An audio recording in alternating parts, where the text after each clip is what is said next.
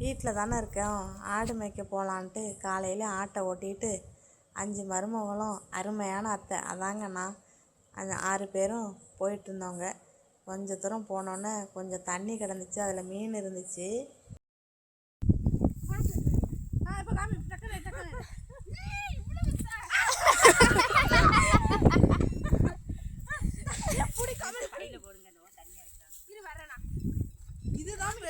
வேற லெவல், எவ்வளவு பெருசு.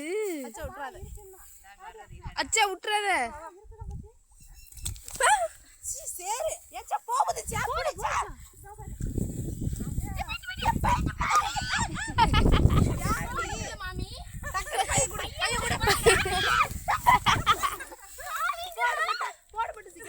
மீனை கண்டோன்னே எண்ணெயை பிடிச்சி தண்ணியில் இறக்கி விட்டாளுங்க. சரி நீங்கள் மேலே உட்காந்துருங்க நான் பிடிக்கிறேன்ட்டு நான் போய் இறங்கி பிடிக்க, ராசாத்தி நைட்டியாக இருந்தானே, எந்த குவாலிட்டியான நைட்டியாக இருந்தானே. நைட்டியாக எல்லோரும் எதுக்கு பயன்படுத்திங்க, நான் பாருங்கள் மீன் பிடிக்க மட்டுமே பயன்படுத்துகிறேன். ரொம்ப கஷ்டப்பட்டு விராமீனாக நின்றுச்சுங்க.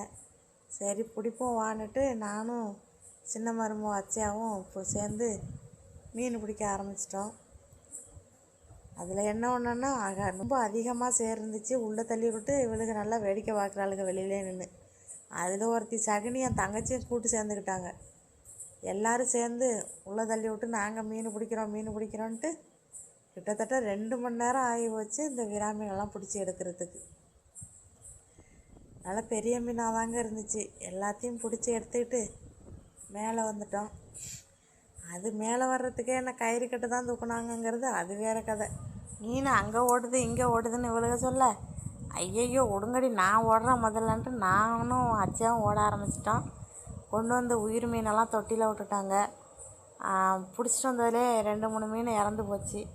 அதெல்லாம் மதியானம் லஞ்சுக்கு ரெடி பண்ணியாச்சு. குழம்பு வச்சு மீனும் பொரித்து எடுத்தாச்சுங்க.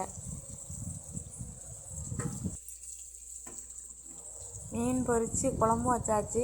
அதில் என்ன ஒன்றுன்னா 5 மருமகளுமே மீன் சாப்பிட மாட்டாங்க, கூடவே என் தங்கச்சி சாப்பிட மாட்டேன். அதனால தான் என்னை இறக்கி விட்டு வேடிக்கை பார்க்க ஆரம்பிச்சிட்டாங்க.